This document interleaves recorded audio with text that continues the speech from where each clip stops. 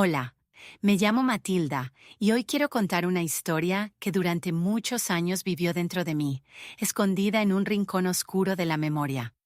Una historia que no podía pronunciar en voz alta durante mucho tiempo, porque cada palabra despertaba dolor, incomodidad, sensación de vergüenza, y a veces parecía que al reconocerla traicionaba a mi yo más joven, aquella que creía que todo aquello era normal. Y aún así, conseguí salir. Y conseguí crecer a partir de un terreno que, desde el principio, no estaba hecho para darme una vida sana. Crecí en una familia disfuncional. No era la versión más extrema que uno pueda imaginar, pero tampoco era un entorno seguro. En casa había alcoholismo, algo que por desgracia es bastante frecuente. Y si me preguntas hoy, muchos años después, ¿qué influyó más en mi vida adulta? Responderé sin dudar. Ese ambiente emocional fue el que determinó todo lo que ocurrió después. No era solo el alcohol en sí, era la atmósfera que se generaba alrededor. La tensión constante, silenciosa, no siempre ruidosa ni agresiva, pero siempre presente. Como si el aire de la casa estuviera impregnado de la expectativa de algo desagradable, un cambio brusco de humor, una explosión de irritación, un silencio hostil, lágrimas, reproches. No era un caos visible, era un caos interno, lento y corrosivo, que impregnaba la forma en que un niño entiende el mundo. Cuando un niño crece en un entorno así, aprende sin darse cuenta a adaptarse a la inestabilidad. Aprende a leer el ambiente antes incluso de entender qué significa hacerlo. Aprende a prever los estados de ánimo, a evitar desencadenar reacciones, a hacerse pequeño y conveniente. No se desarrolla como una persona independiente, sino como un escudo, un mediador silencioso que intenta prevenir una explosión emocional más. Y los niños que crecen en ese tipo de familias a menudo se convierten en lo que los psicólogos llaman hijos adultos de alcohólicos. No es un diagnóstico, es un patrón. Por fuera, estas personas parecen normales, funcionales, capaces, pero por dentro llevan una profunda incapacidad para sentirse seguras en las relaciones, para confiar, para construir vínculos emocionales sanos. Confunden la ansiedad con el amor. Creen que el afecto debe ganarse. Y tristemente, suelen sentirse atraídas por parejas abusivas o convertirse en un blanco fácil para ellas.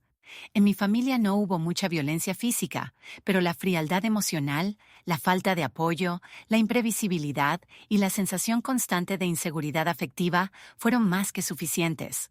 Mi casa no era un campo de batalla, pero tampoco un lugar donde uno pudiera relajarse, reír sin miedo o hablar abiertamente. Era como un pantano silencioso, donde todos estaban atados entre sí y al mismo tiempo emocionalmente desconectados. Así que cuando crecí y salí al mundo, lo hice sin brújula interior. No sabía cómo era una relación sana. Nunca había visto una conexión emocional estable y segura. Y me convertí, en el sentido más directo, en una persona totalmente indefensa. Era, aunque no lo supiera, un objetivo perfecto para un abusador. Se podría decir que yo buscaba inconscientemente a alguien así, y él buscaba a alguien como yo. Y un día nos encontramos. Apenas tenía un poco más de 20 años, una edad en la que todavía te estás descubriendo, llena de esperanzas y temores. Él era casi 10 años mayor, seguro, experimentado, aparentemente estable. Tenía todo lo que yo creía que me faltaba. Estabilidad, madurez, dirección, o al menos eso parecía. Los primeros meses de la relación fueron como un cuento de hadas. Pensé que por fin había encontrado a alguien que cuidaría de mí, alguien que me ofrecería la seguridad que nunca había tenido.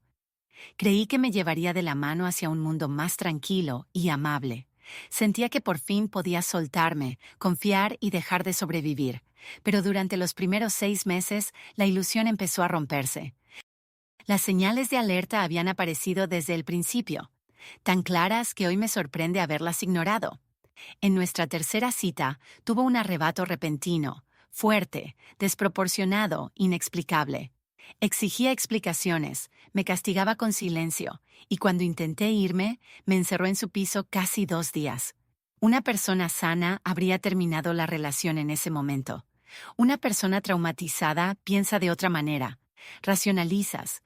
Es que me quiere demasiado. Tiene miedo de perderme. Seguro que yo provoqué algo. La próxima vez tendré más cuidado. Y así siguió todo. Al final del primer año, yo ya no era yo. La chica sociable, abierta y curiosa que había sido, desapareció. Él controlaba mis gastos, mis desplazamientos, mis conversaciones, mi tiempo.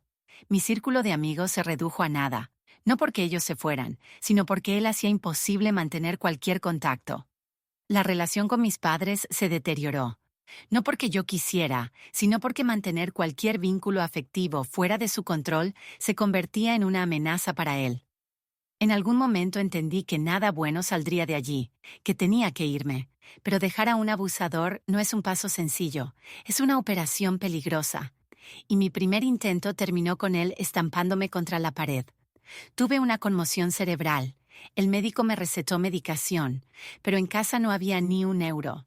Recuerdo el dolor insoportable, de esos que parecen partirte la cabeza en dos, mientras estaba sola en la cocina y comprendía que ni siquiera podía comprarme unas pastillas.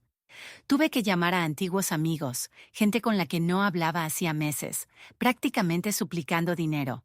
Luego ir a recogerlo, luego a la farmacia, y después justificar por qué tardé media hora más de lo previsto en volver. Fue entonces cuando entendí.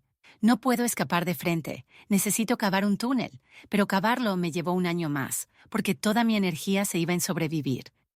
Y entonces, inesperadamente, ocurrió mi pequeño milagro. Yo iba en el metro mirando mi reflejo en la ventana, pensando que ni siquiera había cumplido 30 y ya sentía que mi vida estaba acabada. Pensé que ningún hombre normal volvería a fijarse en mí. Y justo entonces, un chico joven se sentó a mi lado y me preguntó si podía conocerme. Le di mi número, convencida de que jamás llamaría. Pero lo hizo, esa misma tarde.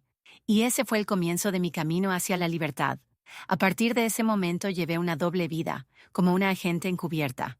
Cada mensaje era un riesgo, cada minuto estaba calculado. El móvil siempre en silencio, excusas elaboradas, nunca me quedaba a dormir. Aprendí a mentir con precisión quirúrgica porque mi seguridad dependía de ello. No lo hacía por engañar, lo hacía para sobrevivir. Sabía que esa nueva relación no era un simple romance, era mi oportunidad de escapar. Pero también sentía culpa, no hacia mi marido. Curiosamente, ahí no sentía casi ninguna, pero sí hacia el chico que, sin saberlo, me estaba ayudando a sobrevivir. Él no sabía que yo estaba casada, no se lo decía porque contárselo era ponerme en peligro. Pero callarlo me torturaba. Intenté dejar a mi marido varias veces. Cada vez acababa volviendo, asustada, sobrepasada, incapaz de soportar la libertad que tanto deseaba. Es una sensación extraña. Sales y de repente hay demasiado espacio. Hace frío sin el collar. El mundo es demasiado grande, demasiado intimidante. Como un gato doméstico al que sacan a la calle por primera vez, se queda paralizado, aterrorizado, deseando volver adentro aunque el adentro fuera dañino. Durante mucho tiempo creí que, con suficiente fuerza, acabaría dejando a mi marido para estar con ese chico. Pero con el tiempo empecé a ver que éramos distintos. Primero, un poco distintos, luego, muy distintos. Y después noté pequeñas señales de alerta, demasiado familiares, y entendí que podía caer en la misma trampa otra vez. Y entonces, después de años de doble vida agotadora, conocí a otro hombre, el tercero, el que lo cambió todo. Con él todo fue distinto, sin caos, sin drama, sin tormentas emocionales. La relación crecía despacio, con calma, con delicadeza, una estabilidad que nunca había conocido. Al principio me resultaba extraña, incluso aburrida, pero poco a poco esa calma se convirtió en medicina. Después de unos meses, me di cuenta de que podía ser yo misma con él. De verdad, no una versión complaciente, ni defensiva, ni temerosa. Yo misma, incluso pude contarle toda la verdad, toda la historia. Y por primera vez sentí que abrirme ante un hombre no significaba peligro. Fue entonces cuando tomé la decisión definitiva. Al chico joven simplemente le dije la verdad, que había conocido a otra persona. Con mi marido fue mucho más difícil. Me fui, no dije dónde vivía. Mantuve mi nueva dirección en secreto porque sabía que podía ser peligroso. Dejé pistas en redes sociales para que fuera evidente que había otro hombre en mi vida. Él me llamó furioso, gritando, exigiendo explicaciones. ¿Hay otro? Sí, dije, lo entiendes bien. Estaba tan seguro de controlar aún mi vida que creyó que podía dictar las condiciones de nuestra ruptura. Pues ya está, dijo. Hemos terminado. Sí, respondí, y eso fue del final. Hoy vivo con el hombre que conocí después de todo aquello. El tercero. Llevamos juntos muchos años, y aunque no doy las gracias al destino cada día de forma literal, a veces siento algo muy parecido. Es como si hubiera nadado por un océano de ácido, hubiera llegado a la orilla, me hubiera limpiado, y por fin comprendido que no tenía que volver al ácido nunca más.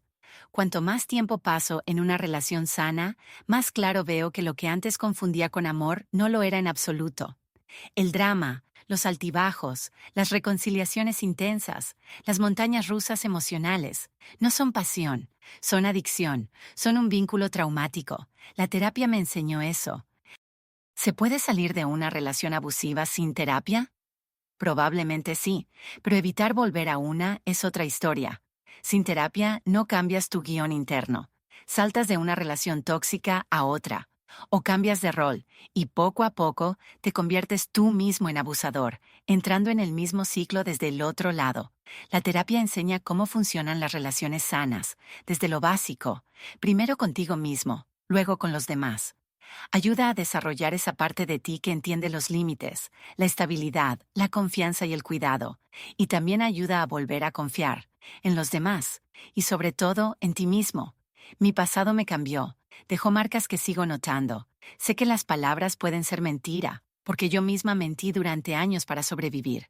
Así que a veces, cuando oigo algo tan sencillo como «he llegado tarde», aparece una sombra de duda. Pero estoy aprendiendo a confiar. Es lento, pero avanza. Y lo más difícil, estoy aprendiendo a confiar en mí. No en mis miedos, no en mi trauma, no en mi pasado. La infidelidad solo surge cuando hay una necesidad no cubierta. En mi relación actual, esa necesidad no existe. Así que el pensamiento tampoco.